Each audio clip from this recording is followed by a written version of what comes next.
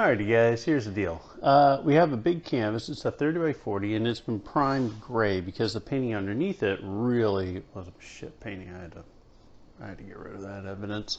So what we're going to do is we're going to take a look at all my paintings I have around the old studio here, and we're going to see if we're going to do one, but we're going to repaint it, okay?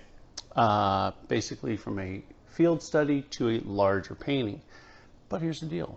We are going to use acrylics. Okay, so I've got my box of acrylics. I've got those. I've got these. So I have some acrylics.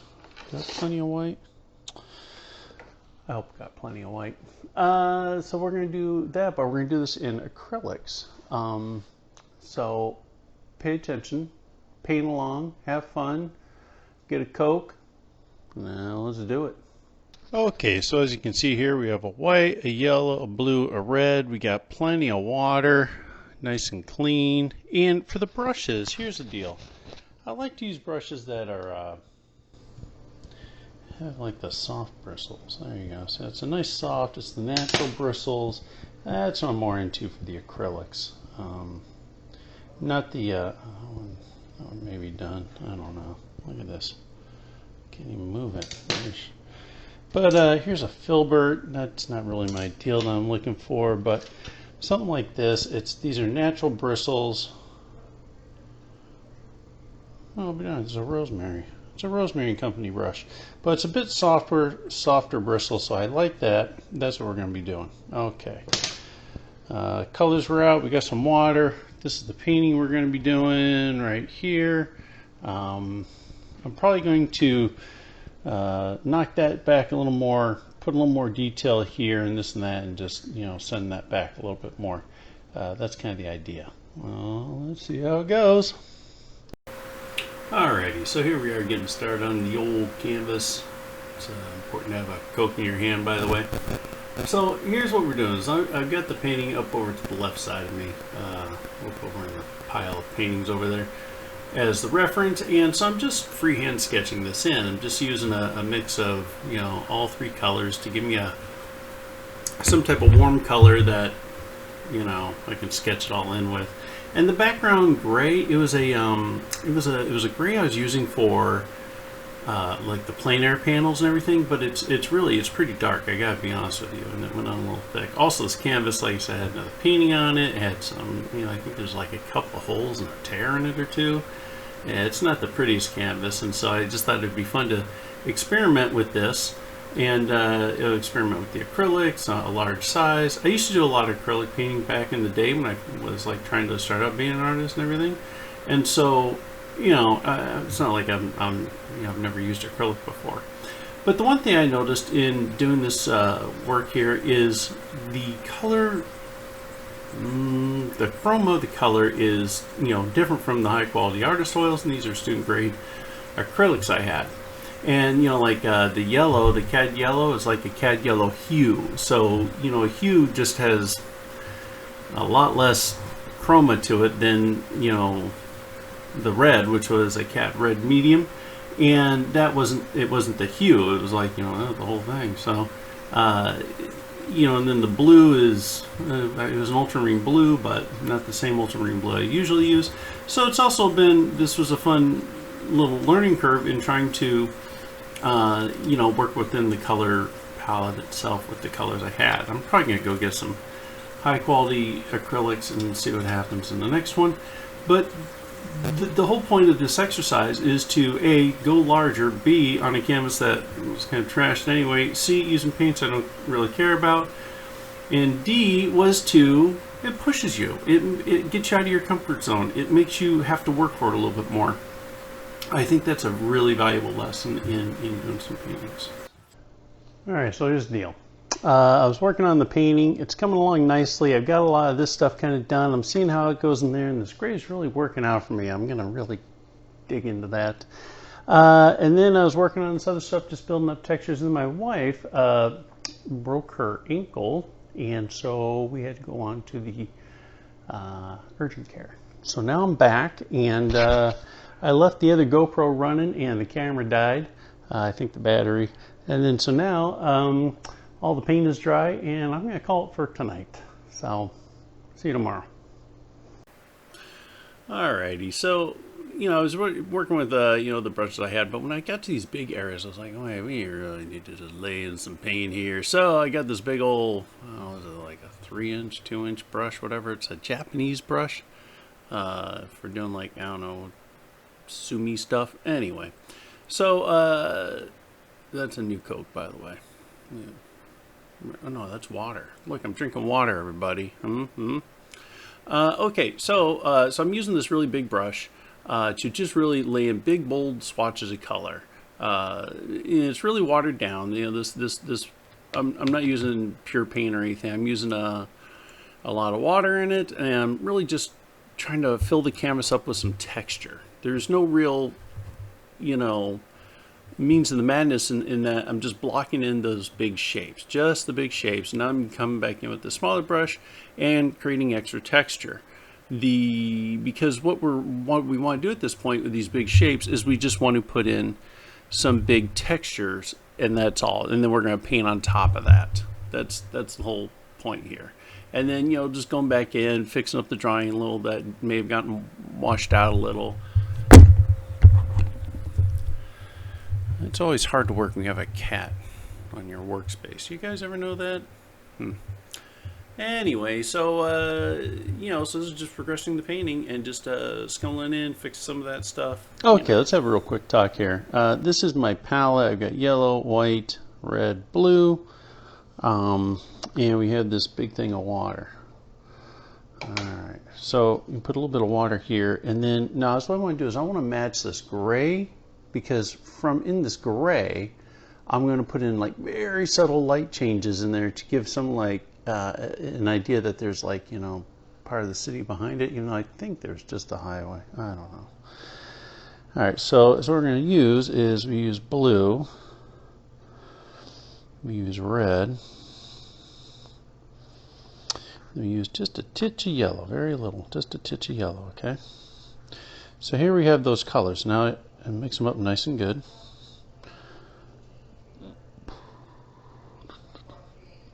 It's all mixed up nice and good here.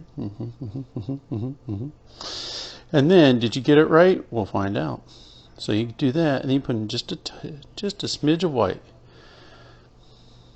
Okay. So then you see that. Now I don't know if the colors are going to show up right or not, but it's very blue. Okay. So what we can do is just add just a titch of red, a titch of yellow. Okay, and we're monkeying with how gray, how correctly gray we're making this. Okay, just a little more white, and of course the idea is we want to match the gray from that to this, and that's. And I think it needs just a little more yellow, just a tap of red. What the hell's that? And just a bit more white. And we're getting real close to what I'm looking for here, okay? Real close. Let's see what happens. Not bad. Not too bad. It's a good starting place. Okay? Good starting place. Now if we do this, okay,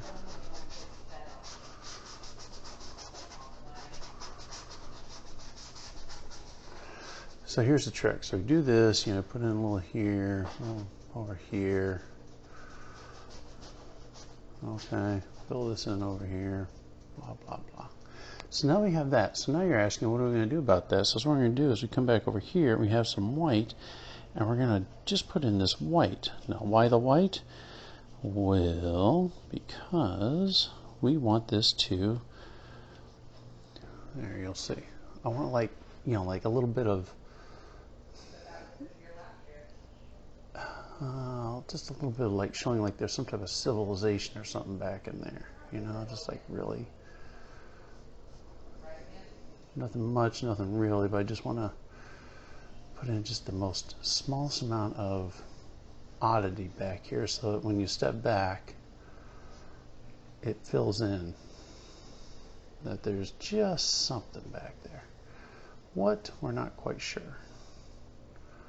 I think the highway was there, but yeah, that's not the story we're telling. So if I step back, yeah, a little more, just a little more highlights here and there, not much.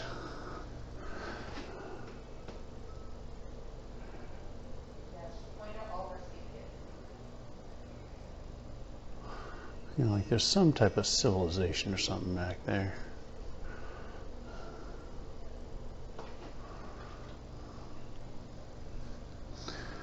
You know, scumble this in just a little bit more using this bristle brush.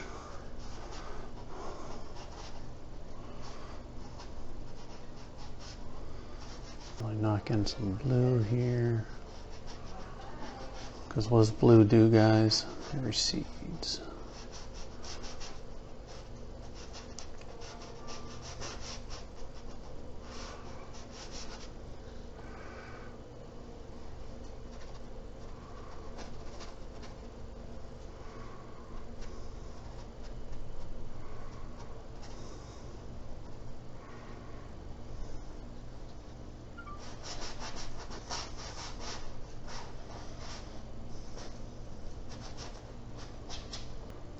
Okay, now this is going to be a little tricky. I've got basically two things left I need to do. Number one is I need to put in these buildings. Okay, I need to really set the scene with these buildings. Two is this background, and then three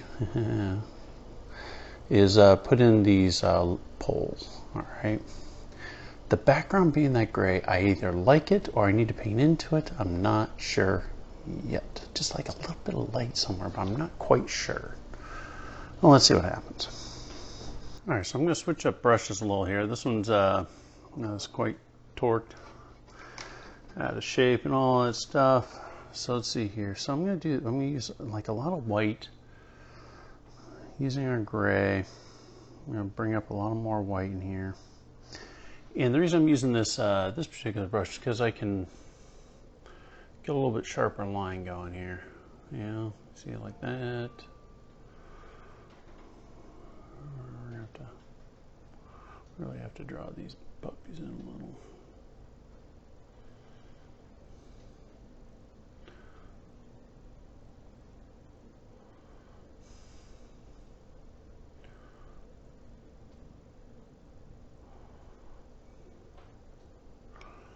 All right, those are the roof lines. Now we just need to do something here, guys.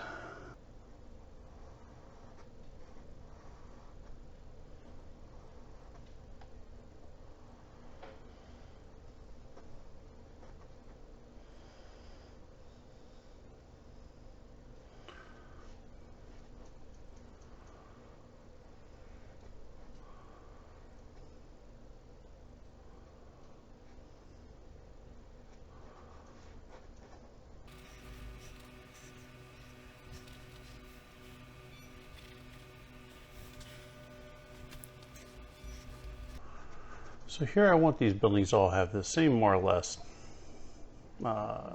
a texture, look, feel, you know, like they're all the same color and kind of thing. So what I'm going to do here is mix up some more color here of this darker stuff, not too dark, bringing in just a little bit of white. This is going to be the shadow side of all these buildings. So let's see what we got here.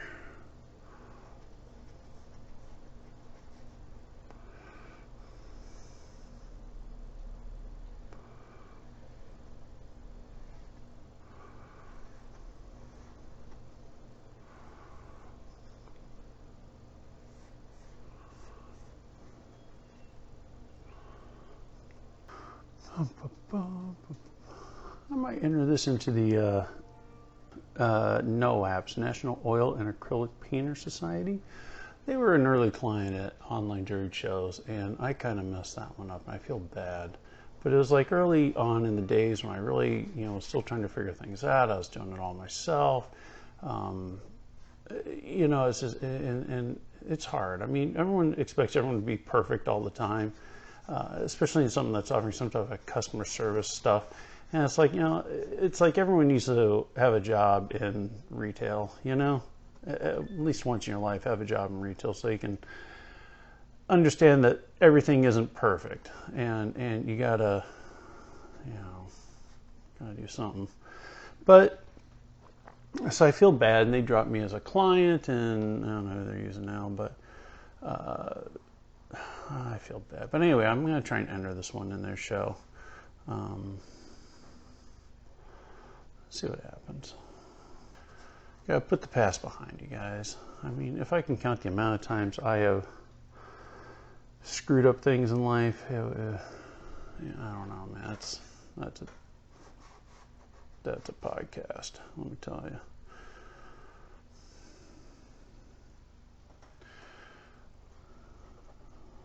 Let's see, what else?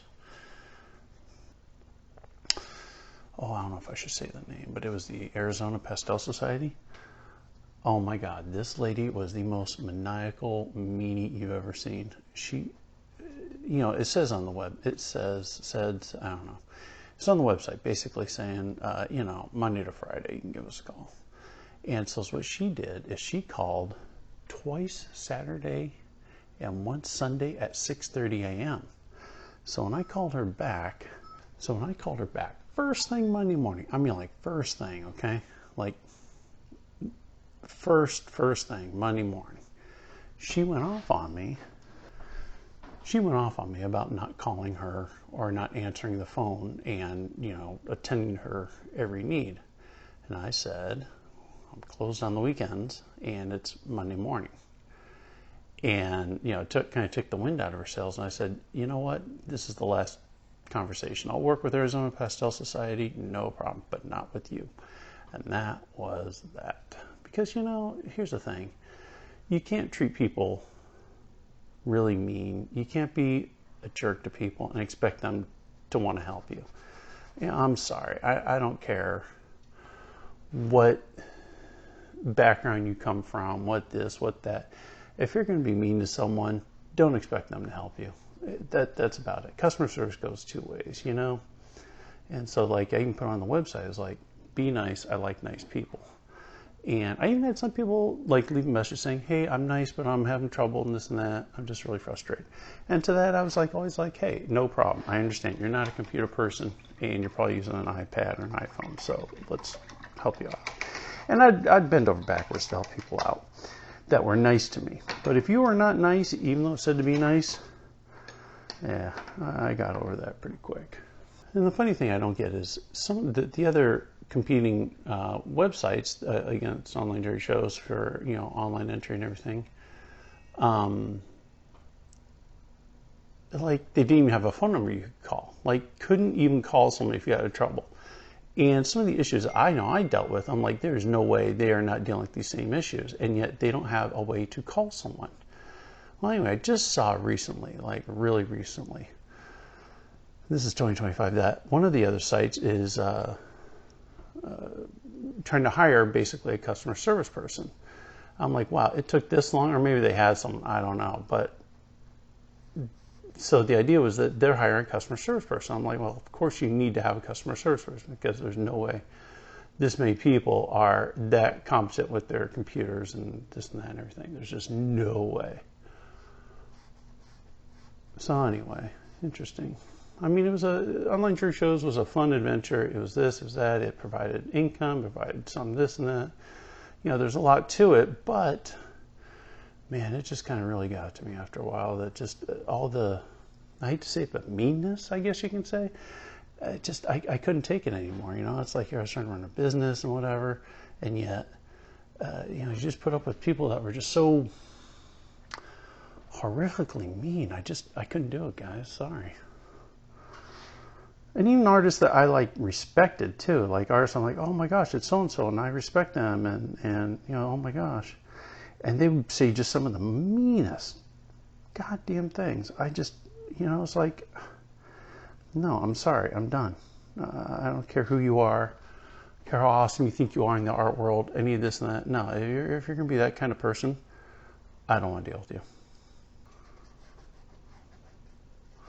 I will say one thing. Trying to work with these acrylic colors is a little bit interesting in that I do not know how. Going from, you know, the high quality artist oil colors down to these, you know, student grade acrylics is a bit of a challenge, I'm not going to lie. Alright, this background has to have like real subtle color changes here, guys. Real subtle. Is that subtle? I don't know. Obscure. No lines. I don't want any lines here, guys. I want this to be pretty obscured, just so you know.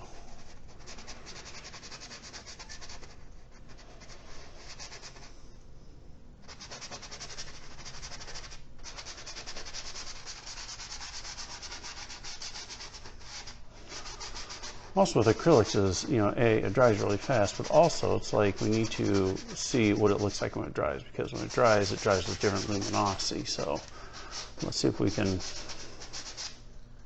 see what happens. All right. Take a step back.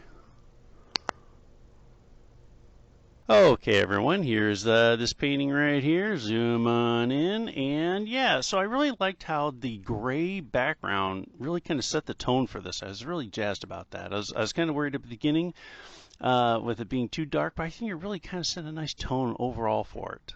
Something to think about for the next painting. You know, those trees in the background, the vigorous of the brush strokes, the buildings I may like set them back a little bit more, but the thing with the using the acrylics, and I think I mentioned this earlier in the video, but the acrylics were a student grade acrylic, and like the yellow was a yellow hue, which doesn't have as much pigment, whereas the blue and the red did. I'll have to get some better acrylics to try this out again. Other than that, it was just really fun having the freedom to have just a really expressive painting session. It was quite liberating. I highly recommend doing it. You know, it was a throwaway canvas anyway, and some paints that were in some kit I got for Christmas.